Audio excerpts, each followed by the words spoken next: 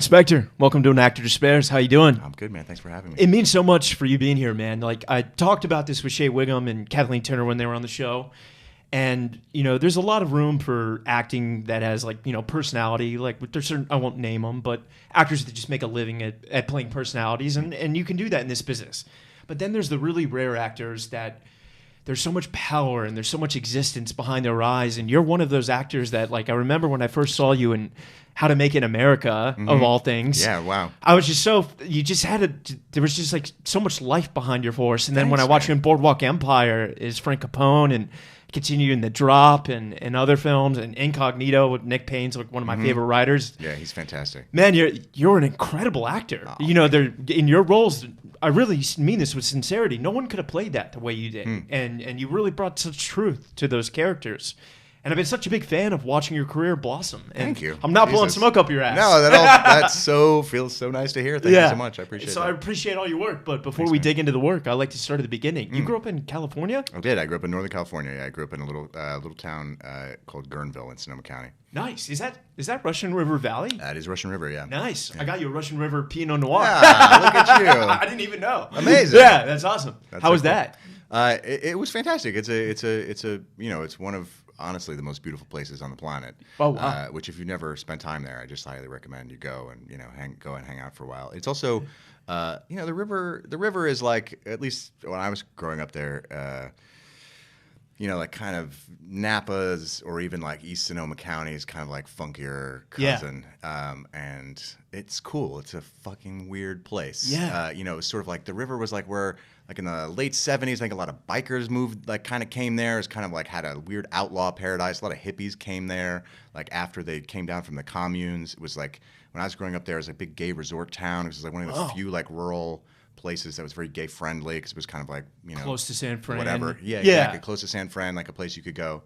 But like a nudist colony or no. Oh, okay. Well, I mean, we had a lot of there were a lot of big party weekends in the summer that were really anything goes type events. So do you feel like you were exposed to kind of unique culture very young? Yeah, absolutely. It's a very weird, I mean, not weird in and of itself, but like a unique town. Like not, most it's like a 2,500 person town. Yeah, we were talking about Richmond where you guys filmed Homeland. Yeah. That's a city. No, but like Guerneville's like a small town. Got it. And like for a place like that to have I think such like a unique culture is really interesting. What did your parents do? My mom worked in public education. She was a teacher and then a school administrator. And my dad was a public defender for a while and then ended up being like a stay-at-home dad for most of mine and my brother's lives. Yeah. So how did the acting bug come for you? Did you do drama in high school? I did drama. I did a play when I was 7 years old at like a real little local rep company. And there were a bunch of people who, as I understand it, and I've never looked into this since I was like a kid, but I think there were a bunch of people who had been in the mime troupe, San Francisco mime troupe, down in San Francisco, and they had moved up to Sonoma County, and then they just started a little amateur company, and they put on like cool contemporary plays. And so they were doing a production of Christopher Durang's Sister Mary Ignatius Explains It All for You, and they needed a 7-year-old. Yeah. And I, could memorize the lines, and my mom knew somebody who was in it, so that was like my first amazing play. It was great, and I loved doing it. And so I just kept doing it. Did you have an idea of like, this is it? Like, not at all. No, not at all. No, it was just like a thing. It was like I played baseball. I did plays sometimes. It was like a thing that I did as a kid that I enjoyed. I was a skateboarder. Right, exactly. Yeah. Very similar. And then I think I got to adolescence and was like, maybe this isn't cool. Maybe I don't want to do that anymore. And then right at the end of high school, I got drafted by the drama teacher, Miss J, to come. What up, Miss J? And to play Danny Zuko in Grease. Wow. Which, according to... So you're a singer. I mean, I am not a singer. I can sing. It's fine. Yeah. But I'm not one of those people who are like, oh my, the voice. Yeah. So yeah, but it was, and then that was the thing that kind of brought me back into doing theater. And did you have fun, even though musical? Yeah, it was fun. It was ridiculous. I mean, it was like there is like some bad video footage that my mother took, and it is fucking awful. Like it is truly execrable. Oh man. But that got me back into it, and then I just kept doing it through college. You did? Yeah. In undergrad?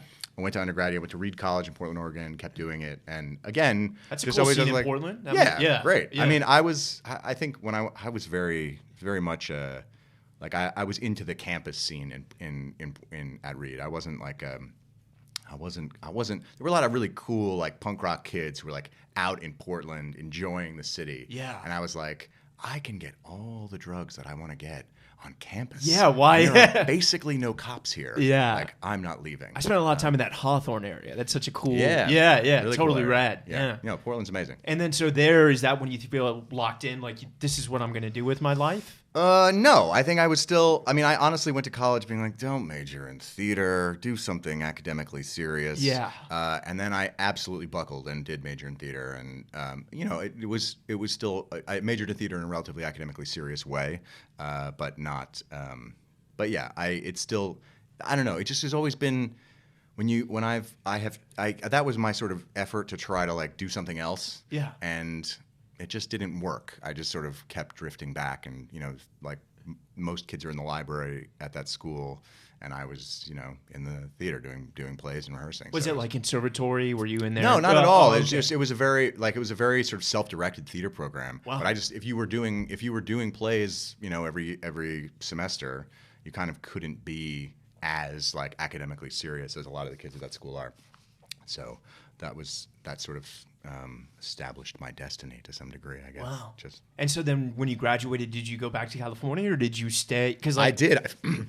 I did. I finished college and really had this moment of being like, wow, I don't know what the fuck to do. Yeah, I me have too. no idea. Like, I've never thought about it. Like, Yeah. it really was just, you know, my whole, like, elementary school and high school, I was like, well, I think I'm going to go to like, I know I'll go to college. Yeah. Like, that'll be, and then after that, just, like, zero idea what was going to happen.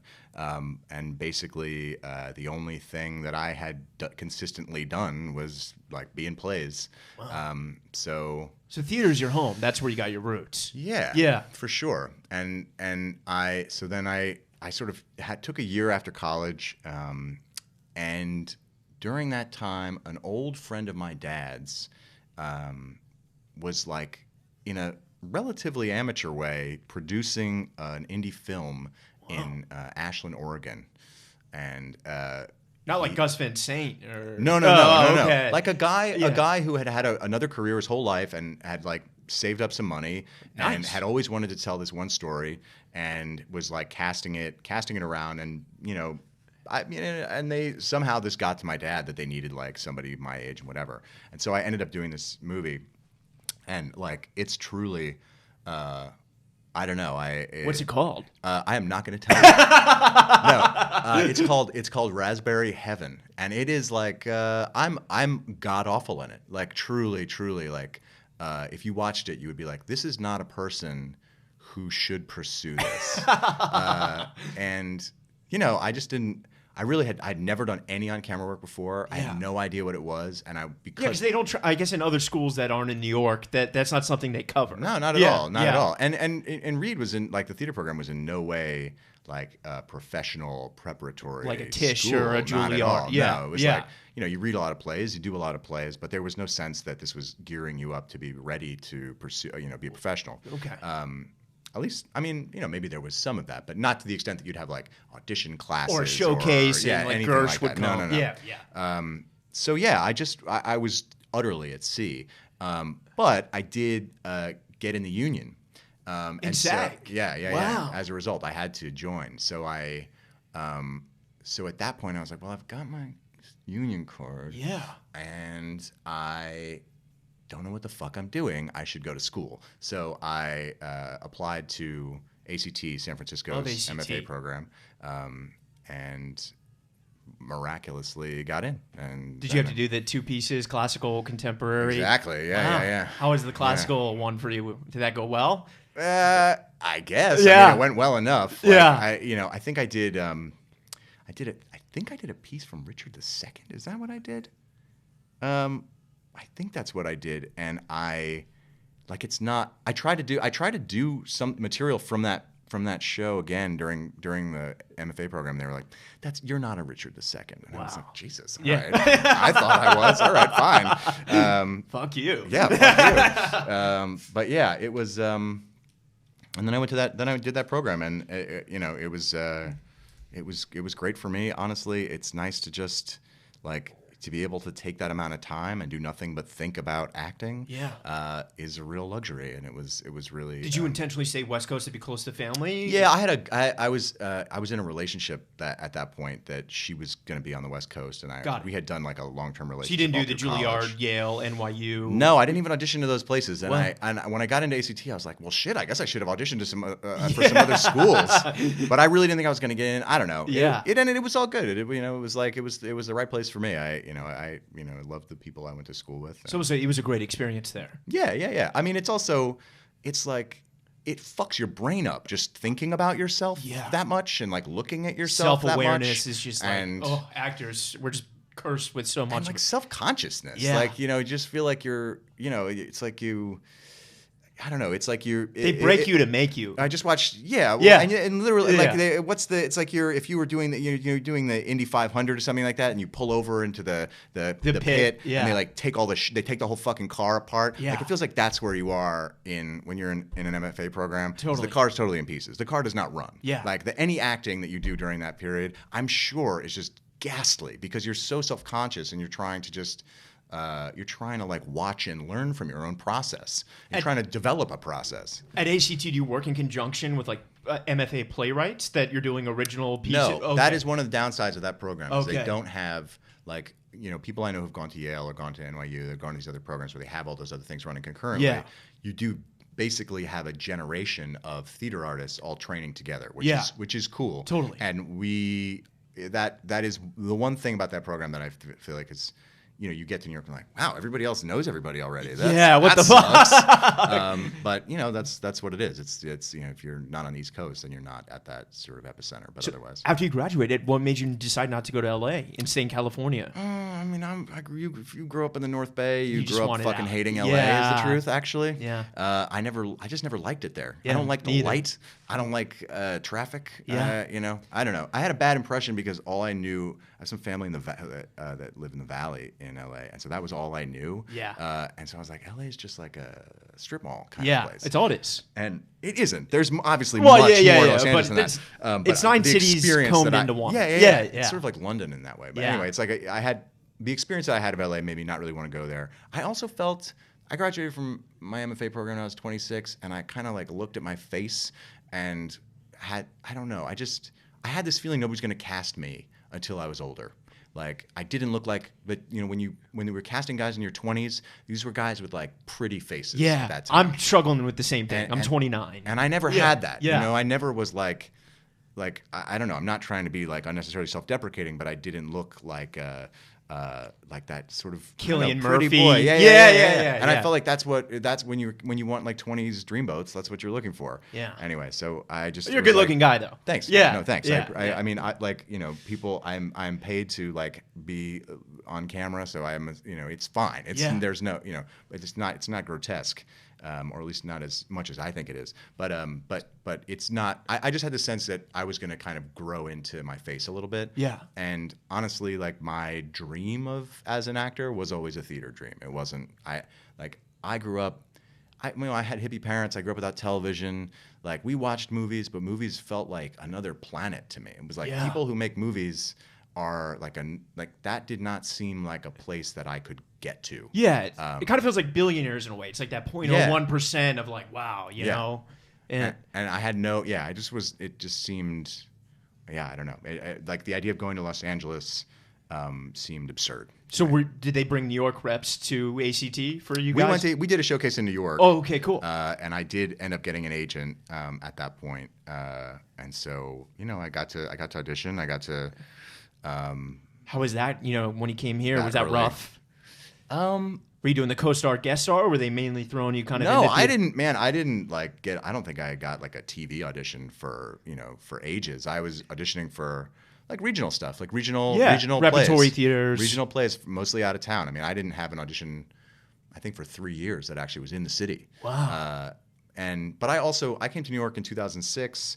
It took me. I did actually. Did I read that you toured with Lion King? I did, yeah. How was that? Yeah. That's my survival job. I bartend there on Broadway. No shit. Yeah. It was. I was on. I did. It was such a weird gig. You know, it was like I think I was standby on that show. It was like my second job out of school. Is that same thing as a swing? A swing, I think of swings as dancers. Yeah, right. Because they have to know and- like 9 parts. Yeah. Yeah, I mean, swings are like the unsung heroes. Yeah, and they make like $7,000 a Broadway. week. They're Yeah, amazing. Yeah. But no, standbys were like on the tour. They had to have. I mean, you know, it's a year of 8 shows a week. Like people go out, people go on vacation, so they need covers for the acting roles. And so there were I was cover for Scar and Pumbaa. Wow. But that was for this. They basically audition you for the Scar part for that track, and they just get kids who have like some classical background because they want you to be able to have that kind of like heightened theatricality. Totally, that and then they're James like, Earl. can you kind of sing? Like, it's fine. Yeah. So that's Was that fun?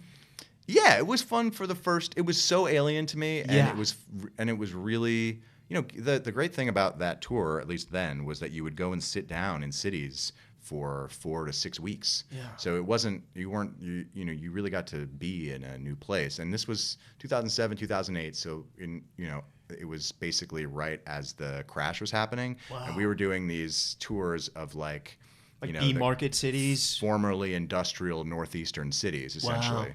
And it was shocking. I was really, it's grown more interesting in retrospect, or made more sense in retrospect. But looking at, we played Memphis and we played Toledo, and you'd just be like, go to the downtowns of these towns, and there's just like nothing there. Yeah. Everything's closed, and you were like, these are great American cities. Like, Yeah. what the fuck is going on? This Totally. country's not working. Yeah. It was wild. That aspect of it was really So interesting. you probably can understand the whole Trump thing. 10 years earlier, you got that experience of that other America. I do definitely think of that. Yeah. Think of that experience when we're in this sort of exhaustive, post 2016 analysis, like why did this happen? How did this come about? But yeah, definitely thinking like look at those cities and think, this deal has not been working for a lot of people for a long time. Yeah. Yeah. And then you got a view from the bridge.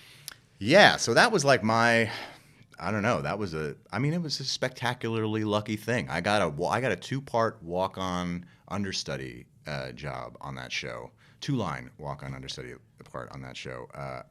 And I was understudying Rodolfo, who is the sort of love interest for Scarlett Johansson's character. And yeah, I mean, I don't know. There was no way I was ever gonna go on, but I was just so in love with the material, and it's a cool gig that it was a great. Oh my god! Yeah, let me tell you, to get that like 2-line part in that show with those people, I was like, this is like my New York fantasy is happening. I just saw a Betrayal, and I was like, well, how did I not get the audition for that waiter? I would have killed for that. Oh, he was so good. That guy. He was great.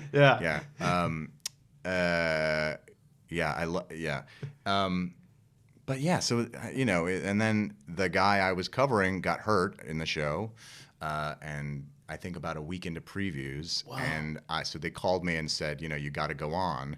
I had not rehearsed.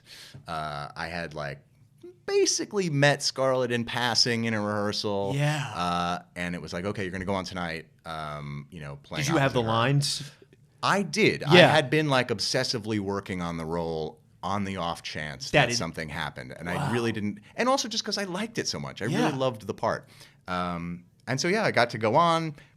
I did the thing, and the guy who played it ended up not being able to come back. No way. And I took over the part, and so I got to open the show. Wow. That was kind of the thing that like changed your career. Changed my career. Yeah. Wow. And absolute total luck, like. I mean, luck. But you were doing a lot of work to prepare for. I No. feel like luck is like hard work finally meets that opportunity. Yeah. Yeah. But I guess that's just been my like. A lot of people are out there doing that hard work. Yeah. And it's just you got to have both. Yeah. Like you got to have that like. It's all got to align. Lucky confluence. Right place, right time, right opportunity, right role. Yeah. And what was it like working with Scarlett? Was that fun? Yeah, it was great. She was lovely and welcoming. I mean, it was a weird experience to have rehearsed with somebody else and have built a whole thing and then have somebody else walk in. But she was really gracious about it. I mean, I remember the first night I went on, I don't know. I think I was pretty excited. Yeah. Like I'm sure I was in like a blind, numb fit of terror. But I just remember like before we walked out to make our first entrance, she just like reached over and grabbed my hand for a second, and it was like such a generous gesture. It was very, very sweet of her. I always remember that. That's amazing. But yeah, it was fun. And that's so cool. And then that obviously deputized you in a way that started getting you television credits, I imagine. Well, right before that, I had done that How to Make It in America job, which was like the Entourage of New York. Yeah.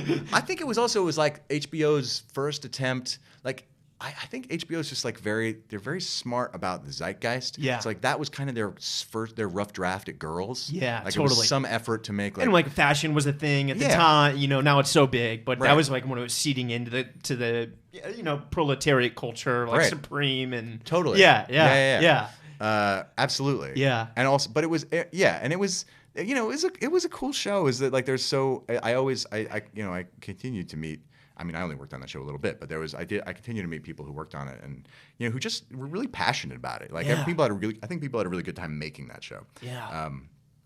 But so I had just done that before View happened, and then after View. Did you feel I got a different agent? It was just like all of a sudden you upgraded, I imagine. Yeah, well, actually, as it happened, the agency that I'd been with went bankrupt. So right at that time, so I didn't even have to sometimes you have to make those like sticky ethical choices. Totally. Like, do I? And I imagine you had a lot of amazing people coming to that crowd every night. Unbelievable, Spielberg I didn't meet Spielberg, but like Meryl Streep came. Wow. She came back and stood. Came up. In those Broadway theaters. Yeah, those horrible staircases. It's so weird. And she stood there and told every single person in the show how much she loved the show and like had a moment with them. It was so lovely. Yeah. I was really impressed by that. I really appreciate when actors take that time to engage. She knows what she means to actors. You know what I mean? So it was incredibly gracious. I think. But yeah, shit like that happened with that show. And so then with that ammunition coming out of that, where did you find yourself? Were you then going in for series regulars, and kind of bigger? Not quite series regulars yet because I still just didn't have the reel. I mean, I didn't have enough credits to get those kinds of. I mean, maybe I was getting those auditions, but I wasn't coming close to them, and mentally, I don't think I was. It didn't really seem to me that was a possibility. Totally. I really always had a sense of. Like TV and film is not a thing that I can do, and that's been slowly like it's been a slow process of revision to being like, oh, this is like a place that I can work, but a place where I could have ambitions, a place where I could make good work. Yeah. And that's just been a slow process of me building up my own confidence in addition to actually like getting the jobs. But I know I'm jumping a little bit ahead here, but then a couple of years later, you booked Boardwalk and. Even though I think it was like only 4 or 5 episodes, you made like a real impression of that character. You really brought Frank to life. He's a hell of a character. I mean, that was one of those. I mean, it's like it's like you're just as an actor, you're in such a position where you just have to kind of wait because you need those roles that show that you can do something with. Totally, they can trust you on that $30 million set and work with Michael Shannon and Stephen Graham. Right. And how was that? I mean, those guys are both incredible actors, I think, and so it was really a joy. Also, Dom Lombardozzi was one of the other Capone brothers, and I love that guy. I think he's fantastic. Oh, he's amazing. But yeah, it was, and just the overall caliber of that show was so Terry high. Winter, Tim Van Patten. The writing is so excellent, the directing is so excellent, every detail of the production design. I mean, there was just such integrity, like top to bottom. Yeah, it's almost like you don't have to do the work; you walk on. It's like I'm in the 20s. Yeah, right. And it was. And the other thing about those kinds of parts is they're just fun as shit. Yeah, you know what I mean? It's like here's a charming, kind of ultra-violent, deeply moral guy in some ways that you get to just like and the guy who leveled out Al Capone. You really kind of need that. He buoyed him in a way, and obviously once you spoiler alert died, he went off the rails. Yeah. Right. No. Yeah. And honestly, like Stephen, I don't know. I think Stephen Graham is like one of the greats. Amazing. Man. He's unreal. I have no idea why he's not. I mean, he's doing great, but no, he's doing great. And everybody who you would think would know that he's great, they know totally. But he's just one of those guys who I keep waiting. anything he ever does, I'll watch. Yeah, he's just so best. excellent. Yeah. That's amazing. And so then when you did that kind of like put you in a position of like empowered of like a TV and film? I just did 5 episodes of Boardwalk Empire. Yeah, I was with the best. I just did a play with Scarlett Johansson. Like, I can fucking do this. Yeah, man. I think that was definitely a thing where I went, okay, like this went well. Yeah. Like this went fine. I'm sure it could have gone better. I'm sure somebody else could have been more brilliant. No, but like it was you. It was fine. Like Yeah. I felt and yeah, coming out of that, I was like, okay, I can, like I don't know. I think that like I did shed a certain amount of diffidence around like on camera work as a result of that. And that was like right job. before Shannon got kind of shot out of the cannon. Of, Yeah, yeah, a little bit. I mean, I think he was already doing that. But yeah, it was that moment where he was like, I think by the end of that show, he was really itching to just go and like have those opportunities. Totally. But it was cool to get to. It was cool to get to work with him right before that. And one of the things that I love about you and actors like you is that you always bound.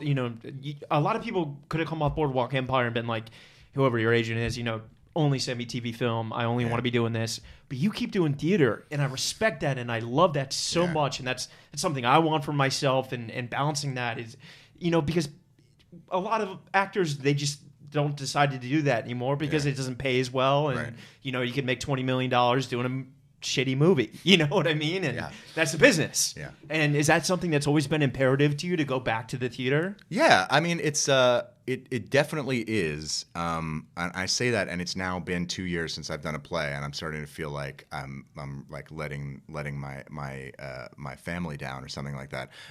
But it's honestly, I have a daughter who's almost 2 now. Yeah, you met your wife going back to the theater. I did. I met my wife doing a play. I mean, there's always, I never feel, there's no place where I creatively feel more at home and comfortable than in a rehearsal room. Yeah. Because there's something about that space where a bunch of people are like, let's fuck around and see what happens. Like, let's try some stuff. And that is just so... I don't know. You don't really get that even on I guess maybe there are some film sets where somebody might kind of cultivate that environment. And definitely I've been on both film and TV sets where directors really create a very free atmosphere. They want you to play and try stuff.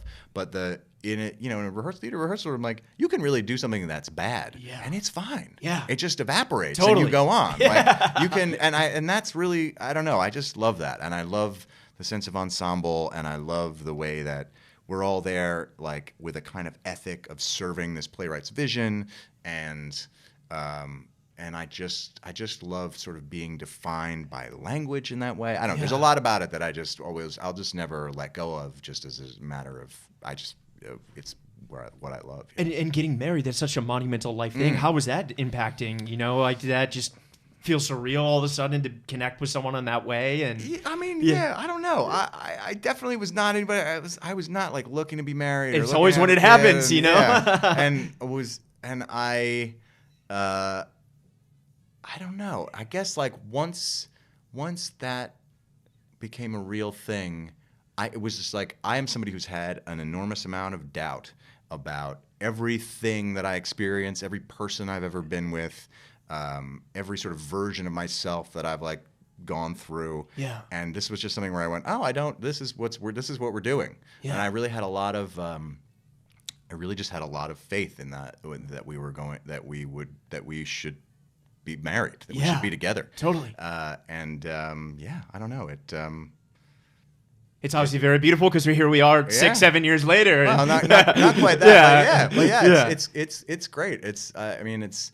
Like it's just one of the best things I've ever done. And then when you have that kind of relationship with someone who's also an actress, do you have to then kind of balance it out? So you can be the work has to then you got to find time for the relationship, and then you got to find time to work. Is that change the dynamic of what you can do then? Yeah. I mean, we don't have to dig too personal. No, and we won't. But but the thing of just having 2 working actors in a relationship. Yeah. It's hard. It's not. I would not say that it's been hard on our relationship. It's just like logistically challenging. Yeah. I think we're pretty good about being, just like understanding about stuff. But it's just like when we've got the cats need somebody to feed them, and our child needs someone to feed her, and you've got to be here, and I've got to be there, and like, how's this gonna happen? And it's just like a never-ending sort of problem-solving exercise. Seesaw. But it's not, it's not, and I don't mean that in any kind of emotional way. It really is just like a puzzle that you just have to keep solving. And then talk to me about transitioning into film. You did The Drop with Tom Hardy, James Gandolfini, rest in peace. How was that experience going from television to like a quite big movie? Yeah, I mean, I had a fairly, like, I was a henchman in that. Yeah, but there's no small part. But it was fun. Yeah. It was really fun, and I mean, whatever. I think James Gandolfini was just like one of the all-time greats. I think he was was so brilliant. Last Castle is like one of my favorite movies. He's so good in that. Yeah, I mean, what's that movie he did with Brad Pitt? I think I know what you're talking about. Is it Kill All Your Darlings? Yeah, or some. I just remembered it opens up with the Velvet Underground's Heroin, and I was like, this feels good. Yeah. Anyway, I don't love that movie entirely, but he has this monologue in it that's just insane. It's just like you're like, this isn't. What you're doing isn't acting exactly, but it's just riveting. Like I don't understand why this is so. It feels like nothing I've ever seen before. Anyway, also his performance in Sopranos. I think he's just he was just one of our greats. And then to be on set with him. And also to just watch that guy. I mean, the stories are legion of how he was with people on set, but he was just so very actively generous and kind to everyone in the room. Yeah. And it was a really I mean, I'm just like that's. And Tom Hardy as well, he's so and that amazing Belgian actor. I love that guy. Matthias Schoenaerts, he's so brilliant. Bullhead is like one of my favorite movies of all movie. time, man. Yeah. Such a great film. Yeah. So when you kind of get those credits, and I imagine at this point you have some leverage in what is coming your way. Yeah, I mean, what started interesting? Does anyone have that? I mean, I guess at a certain point you have that. What was interesting to you after you had these huge credits? Yeah, well, I think at some point in there, and I'd have to like look at my own timeline a little bit because it gets. It's okay if we mess it up. Yeah, but people can go on IMDb. Somewhere in there, I did actually do like a TV regular job. Was that The Mist? No, this was Allegiance, which was in 2015, I think, where I was playing a Russian spy, and I'd done a bunch of recurring stuff in New York. Nice. For a couple of years, and plays actually. I would say from like 2012 to 2014, I was mostly doing plays. I did a play here called Russian Transport, which I just loved. It's written by a woman named Erica Sheffer. It's a brilliant play. That was like another really, I don't know, just like one of the parts that I just love. Like I'll always love playing that. If you don't mind talking about it, what interests you in a script? What do you look? Is it tone? Is it atmosphere? Well, this guy was just. I mean, it's all. I mean, it's all of that. Yeah. It's like I definitely. There's sometimes you read writing that just it like whoever made it came out of their body. Yeah. Like it wasn't just like they're like, this is a good idea. It wasn't like procedural, Yeah. I really not to I've talk tried bad to on about this before. No. There are many different ways to do a wonderful work in this business. Yeah. But like, there's something when you read, and this is probably individual too. Sometimes you just read something and you kind of go, I know where this lives for me, and that's just, it's a kind of instinctive response to somebody else's work, and it's really joyful when that happens. That was just one of those opportunities, and he was it's always fun to play people who have no morality whatsoever. Totally. Who are just like, I will be and can be whatever I need to be in a given moment, because that's a totally unpredictable character. Yeah. And this was that kind of guy. It's never interesting watching someone who does the right thing. Don't. That's not going to be an interesting story. I mean, if they do the right thing under impossible odds, true, or something, that can be very gratifying. But right. But there is something, I think, as an actor where you're like, the audience cannot rely on any information they have about you to predict what you're going to do next. Yeah. And that is really, and he was one of those characters, buddies. What was it like working with Nick Payne on Incognito? It was great. He was only around for a little while, but I loved that play. I love his writing. And Charlie Cox, he's a great actor. I think Charlie's a great actor and like a sterling human being, like just a wonderful guy. I love Brits, man. And I love him, and we had such a nice time together. We shared a dressing room, and we were just like, I don't always do this, but we definitely we kind of had a pact between us where we would be just like very candid about how the show was going with each other and like how our performances were going. Yeah. We spent however many weeks it was just like chopping it up about that play and trying to every night just trying to like make it better. Wow. It was cool. It was a fun time, That's and amazing. mainly because of Charlie, and Doug Hughes, who is wonderful, such an excellent. And that was Manhattan Theater Club, right? Mm-hmm. Yeah, the best. Nancy Piccioni, great. Yeah. That's amazing. I love that place. And then talk to me about Homeland. How was your experience on that? Yeah, Claire Danes. You know, Claire. I mean, I don't know. I can't say enough good things about Claire. I think Claire is just. I really think if you are not just a regular on a show, but like you are the show. Yeah. If you're that actor, and you're on for 7 seasons, half the decade, 7. They're about to start their 8th episode is going to premiere sometime soon. There's a point where you see what that actor can't do, and I just don't think you see that with Claire. I don't think she has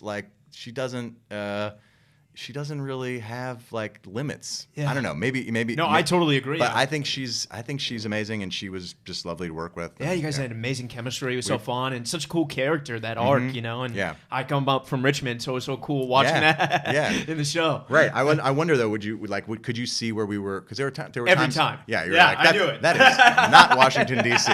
Shut up. That is the governor's mansion right there. Yeah. No, it was fun. I really loved being there. I actually commuted down there, so I wasn't. I didn't live there the whole time. I was driving down. Yeah. Wow. But I think that one time I did take a train. Yeah, that train's great. Yeah. But it's. But I like that city. I do like Richmond. I'm glad. Shout out Richmond. Yeah. And so what are you working on now? So I've got Plot Against America. Plot Against America comes out March 16th. It's David Simon's adaptation of the Philip Roth novel. David Krumholtz, who was on the show, is on as well. Krumholtz plays my brother. Oh, nice! I didn't know that. No way. We had a really good time. I play Herman. He plays Monty. He's horrible to me most of the show, but we had such a good time. I mean, that guy, like, I don't know, just such an excellent actor, such a natural, detailed, excellent actor, but also just like hilarious to be around. And there's so much depth to him, you know? Absolutely. Yeah. Yeah. I really enjoyed talking with him. He's really he's special. When you start getting to work with these masters, do you still find yourself, even though you've had all these credits and all these experiences, do you still find yourself, I don't want to say like nervous, but excited? Yeah. I would say, obviously working with David Simon is incredibly intimidating, but acting-wise, Turturro John Turturro is in Plot, and I had some stuff opposite him, and it was sort of like a thing that dawned on me as we were doing it, where I was like, you are a master. You are like a master of this craft, John Turturro. Yeah. And if I think about his roles and the kind of work that he's done, it's just like, that's what I would aspire to achieve. Yeah. And I'm sure I never will, but it still is like, that's the kind of thing that you look to and say, that is great. That is great. And so, that was getting to play opposite him, getting to do scenes with him was really, elevating. Yeah. And I wouldn't say like I was nervous, but I would just be like, I'm just so happy to be getting to do this. Yeah. You know what I mean? So I guess that's the thing I try to get to, is like, this is I never in a million years would have thought that I would be getting to be in a Simon thing, be be working with these people. And so, fuck yes, I'm scared, and I could definitely like fail. Yeah. But better to just focus on what a joy this is to be getting to be here with these people. So that's what And I'm curious to ask you to bring it back to what you said earlier. You said you kind of in grad school, as we all are, filled with like self-doubt and self-consciousness.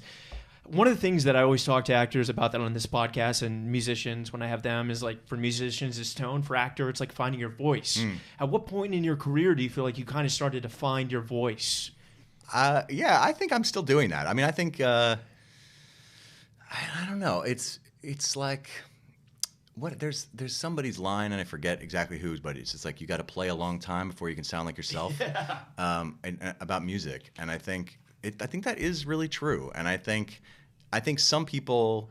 I'm really just flabbergasted by young actors, young writers, people who are in their 20s and they fully know who they are and sound like themselves. And maybe they evolve and they discover that to an even deeper sense. I look at somebody like Phoebe Waller-Bridge. Yeah. Like, how the fuck are you what you are? Yeah. Like, it's incredible. Totally. But for me, I think my own development is more just like a slow, like brick by brick process where, I sort of look at the work later and think, yeah, like I just think it's, it's always, I think there's always I never want to, like, there are a few different kinds of actors, as you were saying. Like, there are actors who are, this is my personality. Yeah. This is what I bring to everything. Or this is my persona that I've invented to act with. Totally. And that's legitimate. Like, there are great performances in both of those veins but I don't quite think that's what I am. I'm more of like, I do want to be like a little transformative, but I don't want to do it to such an extent that it's bullshit. Yeah. And so I always, I respect that. because I think there's a kind of transformative. Or it becomes masturbatory where in a you're way. like, I see what you're doing. Yeah. Like, it's fine. You're getting away with it, but it's not, it does take me out of it a little bit.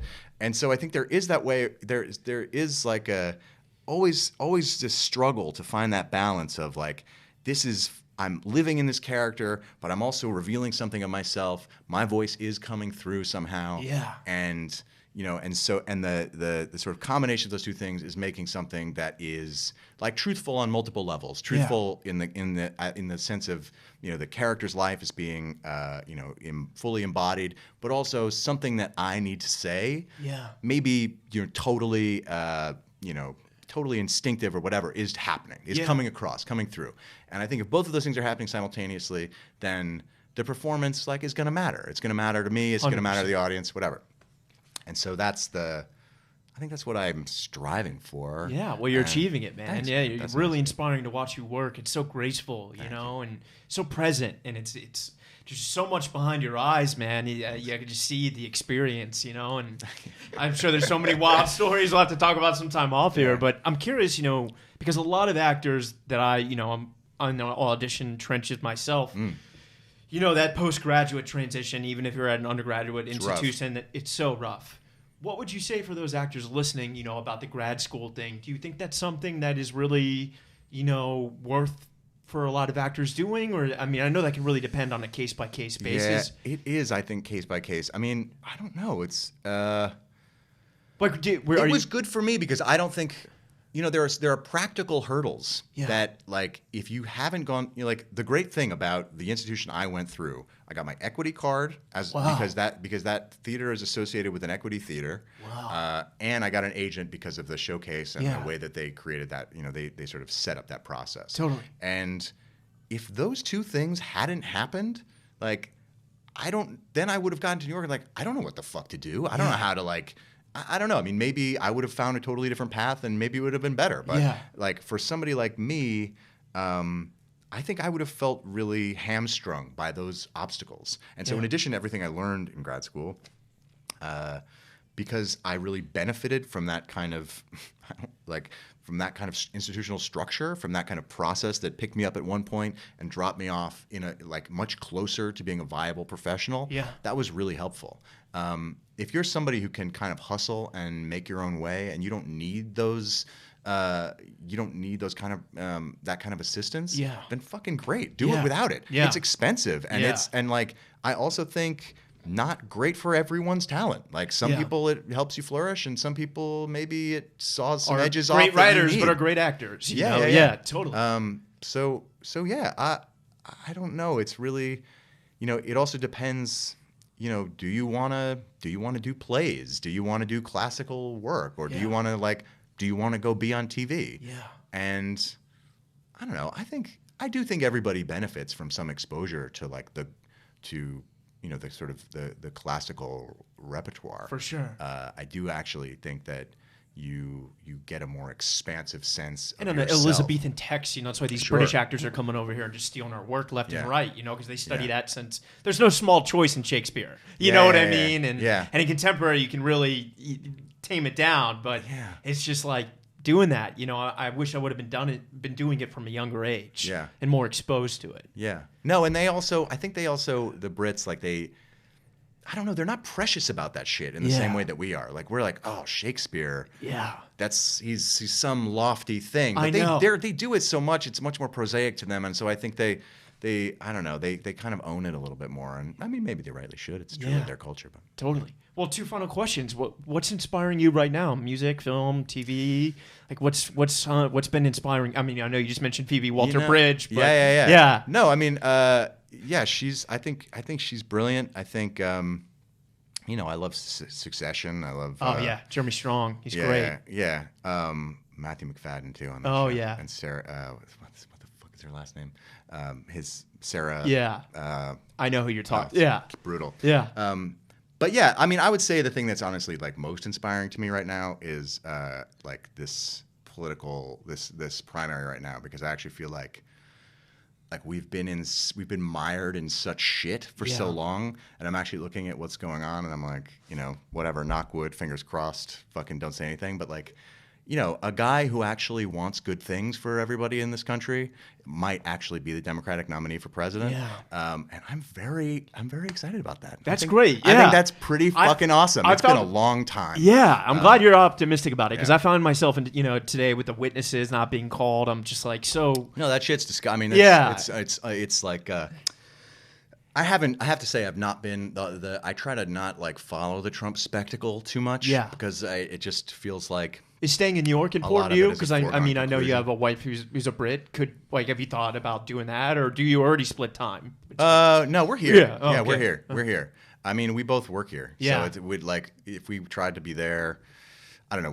We have a lot of great friends there, that's the hard part about not being there. But Well, they also got Boris too now, so that's like not that guy. Oh, you mean in terms of like fleeing the country? Yeah. No, it's not. Yeah, our other option is also shitty. Yeah. No. So yeah, I don't really. But no, I just try to like not be. I think like living every day with this Trump spectacle is just really.